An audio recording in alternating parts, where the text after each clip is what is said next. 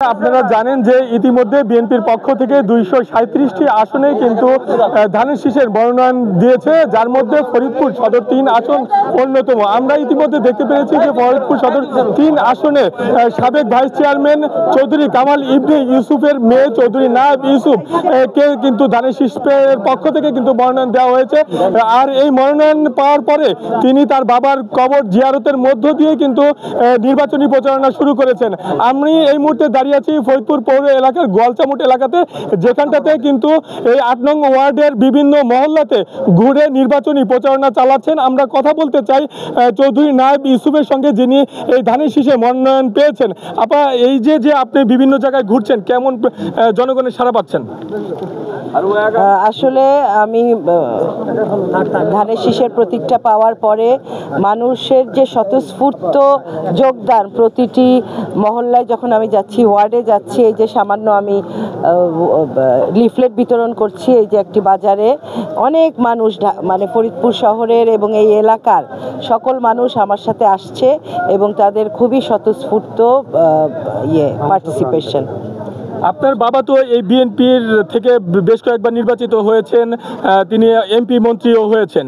সেই ক্ষেত্রে তার যে অসমাপ্ত কাজগুলো রয়েছে, তার অবদানটা আপনি ধরে রাখতে পারবেন কিনা? ইনশাল্লাহ, অবশ্যই আমি ধরে রাখতে পারবো।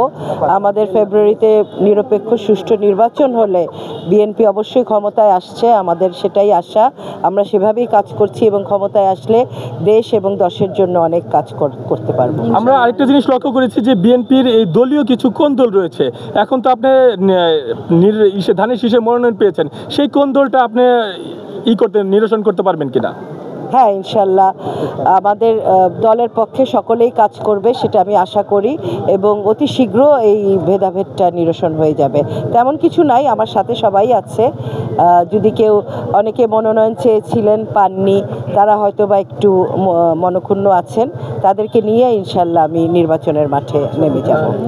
ধন্যবাদ আপনাকে। আপনি শুনতে পাচ্ছিলেন যে এই যে ধানের শীষে মনোনয়ন যিনি পেয়েছেন চৌধুরী নায়েব ইউসুফ, তিনি কিন্তু বিভিন্ন পাড়া মহল্লাগুলোতে ঘুরে ধানের শীষের পক্ষে ভোট চাইছেন এবং তার নিজের জন্য ভোট চাইছেন।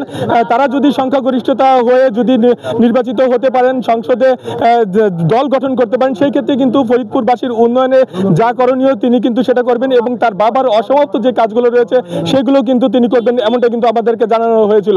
তাছাড়া আরেকটি কথা কিন্তু তিনি বলছিলেন যে বিএনপির যে দলীয় যে কিছু কন্দল, ছোটখাটো যে কন্দল রয়েছে, সেই কন্দলগুলোকে তিনি নিরসন করে সকলকে একত্রিত করে কিন্তু তিনি আগামী নির্বাচনে কাজ করবেন, এমনটাই কিন্তু আমাদেরকে জানানো হয়েছে। তো এই ছিল আমার কাছে নির্বাচনী প্রচারণার সর্বশেষ সংবাদ।